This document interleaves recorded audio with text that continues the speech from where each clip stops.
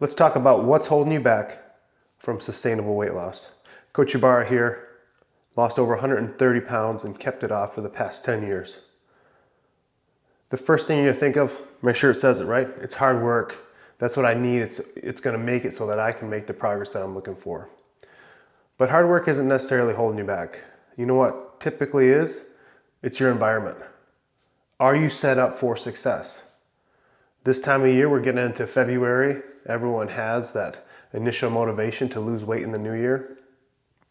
You clear your kitchen cabinets out of the food that you say is bad for you.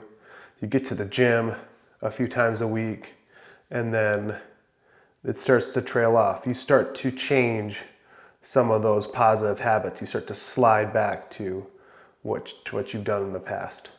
You haven't really changed your environment. You've added a few pieces here and there, but you haven't necessarily invested in making it so that your environment can really propel and sustain that success. And what do I mean by that? What do I mean by making sure my environment is supportive of my weight loss goals or my fitness goals?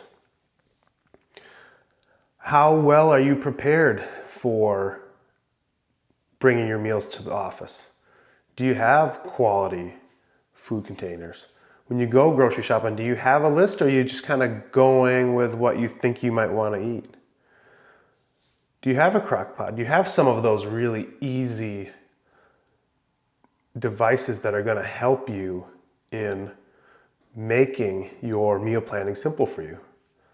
Or do you get started really good on Monday, and come Wednesday afternoon, all your food is gone, and you're like, well, I'll just go out to grab this meal here, I'll grab that meal there, or they're catering food into the office, or, I went and I didn't really get the sleep that I really needed because, my room isn't really as dark as it could be.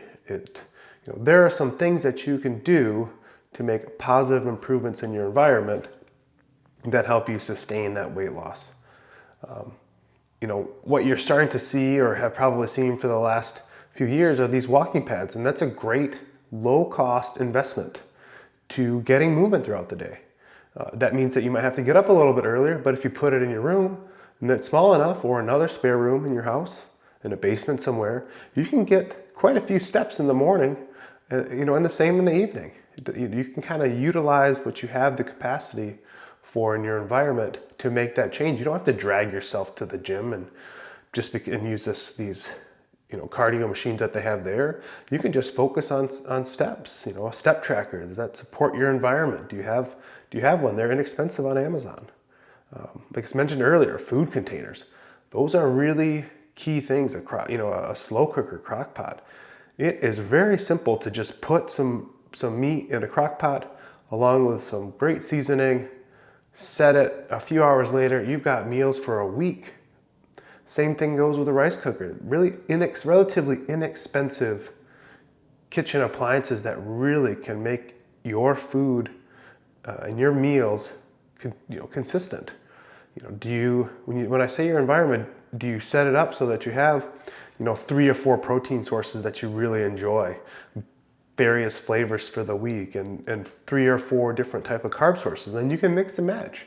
You add seasoning here, you add seasoning there, you round out with any fats, and all of a sudden you've gone from what would assume to be this kind of bland environment of I can only eat chicken and rice and broccoli, which everyone assumes that's what you need to make progress, to, I can really enjoy the process of cooking. I can enjoy making recipes.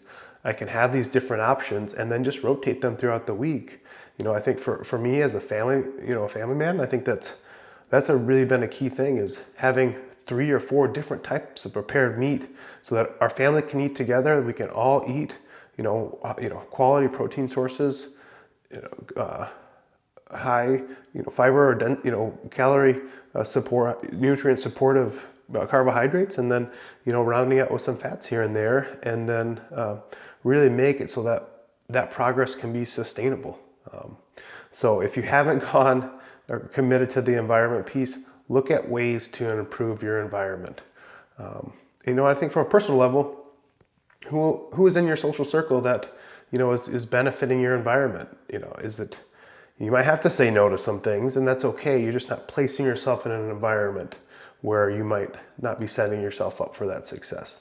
The more regular you either remove yourself from that situation, or you're in that situation but standing on your goals and understanding and sharing that and seeing that supportive environment from colleagues, loved ones, friends, etc., the better chance you'll have to having continued success based on your goal. And so I really do think that's the number one thing. It's a lot of things, but really, if you're going to put a word on it, environment, consistent environment is really what will hold you back from making weight loss progress and sustaining weight loss progress. How well can you set up your environment for sustained success?